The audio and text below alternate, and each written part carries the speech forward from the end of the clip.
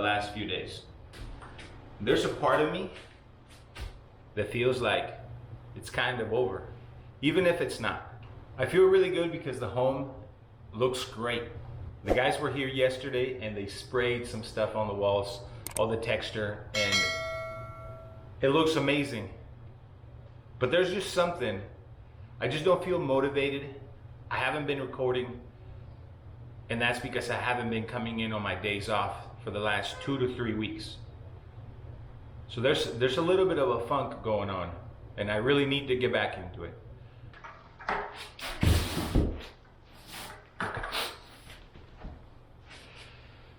I guess I should be pretty excited, and don't get me wrong, I'm very excited. I think it looks beautiful. There's just something, there's something going on, because every single one of my days off, I would come down here and I would get to work and I would have something to do on my days off, right? I work a full-time job, but on my days off, I would spend it here. I'd be cutting wood, I'd be doing something, right?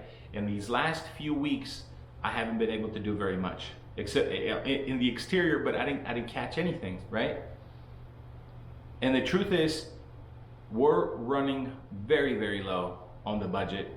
But the thing that concerns me the most is that once we're done painting, we're still gonna have to get all the cabinets for the kitchen, the countertops, the doors for every single room, the flooring.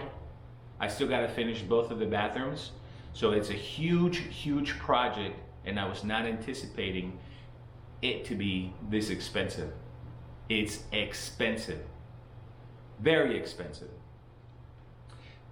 So yeah, I'm really excited about it, but at the same time, I'm a little worried, I'm a little concerned, because I'm gonna have to figure out a way to get it done. The truth is, we're really excited about it.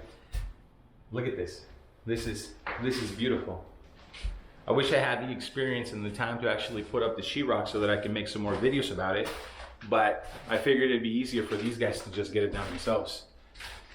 Everything looks amazing. The texture looks beautiful. It's not super heavy. It's very, very light. I don't know if you guys can see that. It's very, very light, and I think it looks great. Just look at this. Look at that. Everything is cut out. The holes for the lights. Looks awesome. I'm very, very pleased with it. But again, we're just gonna have to figure it out.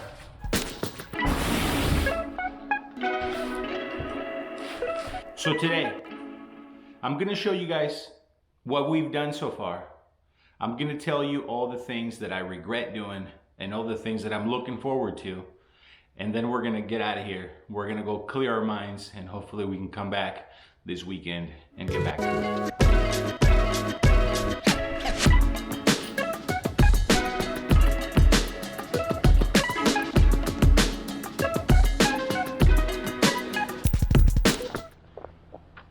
The corner's done.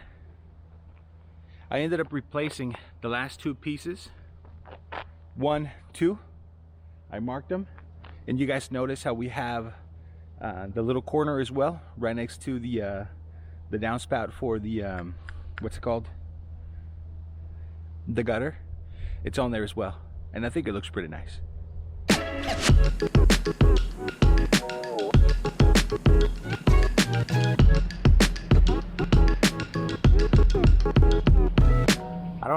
I don't remember what size these are.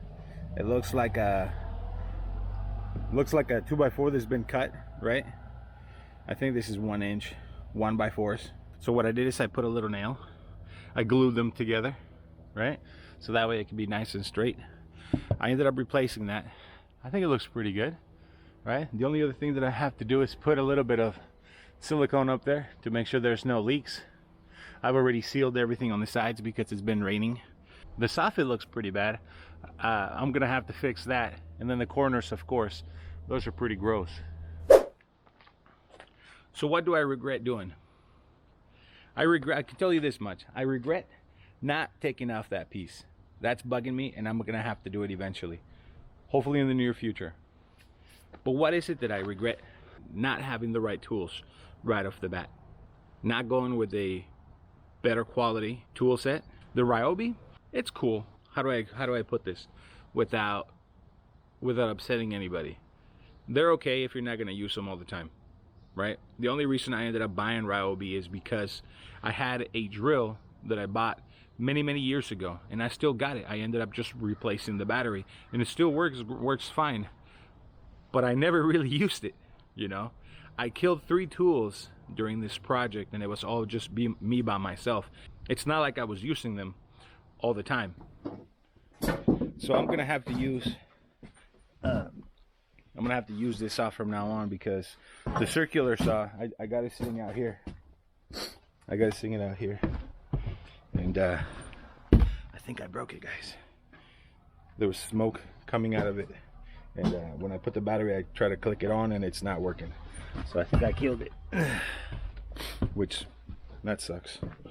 So I'm gonna have to use this as much as I can to try and clean it up. And then I'm gonna have to go to Home Depot and just get a replacement, I guess. I thought they would be tougher than that. So definitely getting a different tool set. I would definitely go with that. Not sure which one, probably DeWalt. It's something that I may consider in the future, right? So that way I don't have to. Is this dirty? Maybe DeWalt, so that way I don't have to worry so much about breaking the tools. Don't get me wrong, I'm not hating on Ryobi. Okay, I don't even know how to say the name. I think it's Ryobi. You get the point. I'm sure there's some really bad brands out there. I got their stuff. I mean, I like them because they're affordable. They work, right? But if you're gonna go with something like this, definitely get the HP, or just go with a different brand, or you're gonna have the same experience that I did, and you're gonna end up having to replace 3 tools. That being the multi-tool, the saw. What else? I broke something else. Didn't I break something else? I think there's a 3rd tool. I can't remember what it is, but I know there's 3 tools. I broke 3 tools. Oh, and a little sprayer, but that was my fault. That wasn't Ryobi's fault. That was my fault. I just didn't treat it properly, I guess. See, I got a weed eater too. Got a little weed eater here. I got that. I even have a lawnmower as well, and that's pretty cool. I do like that. They're super easy to use. I regret not doing the whole subfloor. There's still some places that are kind of bowed. It feels like they're bowed a little bit. I regret not doing that. I should have just taken the whole subfloor, replaced it completely, and just done it right in the first time, right? And now I feel like it may be a little too late. There's 2 rooms, the boys' rooms, that still need the edges kind of cleaned up, and I just don't like the way it looks. So I regret not removing the subfloor completely from the get-go. That looks pretty nasty. I don't like it. I don't like it.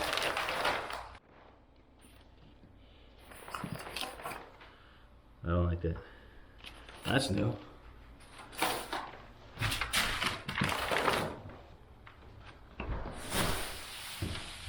I also regret not doing everything right the first time. And here's what I mean. The laundry room, I could have replaced everything right off the get-go, right? But I procrastinated, and I ended up having to do it in little pieces. The main bathroom, I should have just replaced the PEX pipes all the way.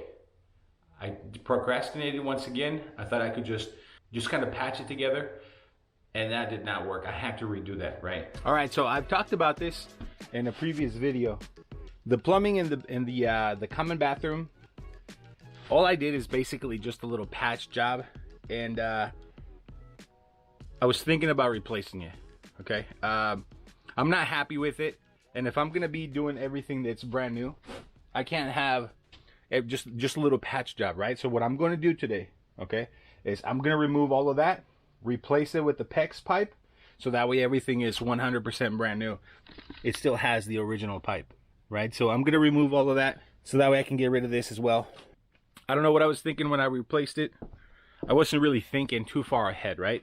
But with more experience, the more confident I am that I could actually do it myself. So there's 2 things that I had to redo right off the bat. The cabinet, we made a whole video about the cabinet. We should have just removed the cabinet right from the get-go once again. We're gonna take that apart. We're gonna break it down, okay? Finally, right after how many days? Forever, right? So that's coming down today.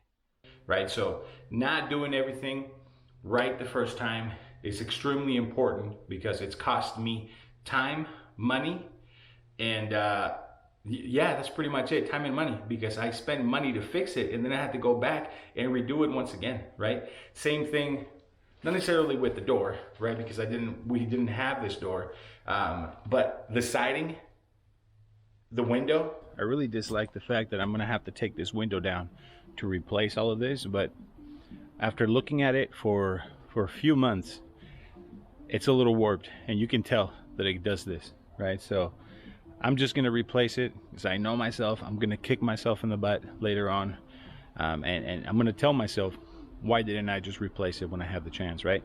And because they're gonna be doing the sheetrock hopefully soon, right? It's easier to do it now than to do it later.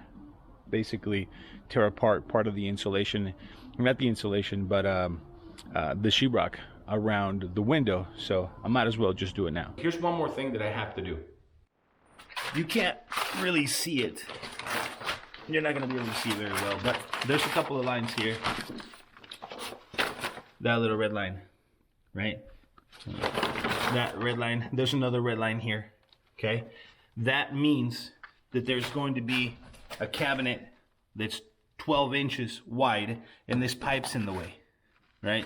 I cannot have two cabinets next to each other and have this pipe in the way. So what I'm gonna have to do is I'm gonna have to cut this out once again, okay? Move everything over, and I should have just done that from the beginning, right? I should have took some measurements, but it is what it is. I'm gonna have to redo this once again.